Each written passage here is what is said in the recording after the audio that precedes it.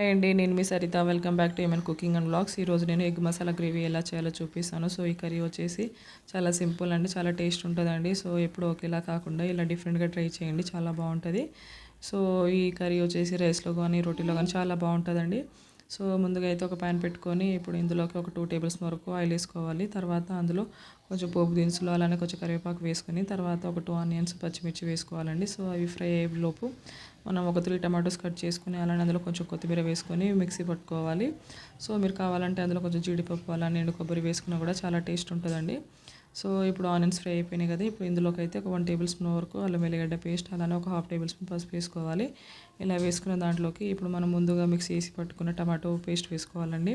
So ఇది వేసుకున్న తర్వాత ఇది ఒక 5 మినిట్స్ వరకు అయితే కుక్ చేసుకోవాలి.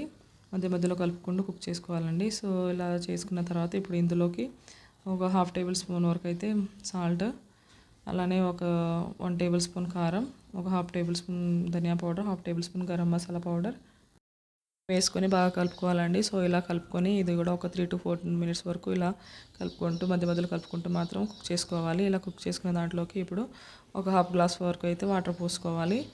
సో ఇలా పోసుకున్న తర్వాత ఇప్పుడు నేనైతే ఒక 3 ఎగ్స్ తీసుకొని ముందే బాయిల్ చేసి పెట్టుకున్నానండి. సో ఇప్పుడు ఆ ఎగ్స్ స్లైసెస్గా కట్ చేసుకొని ఇప్పుడు ఈ గ్రేవీలో వేసుకోవాలి. సో ఇలా వేసుకొని చేస్తే ఏంటంటే మనకు గ్రేవీ కూడా చాలా చిక్కగా వస్తుంది.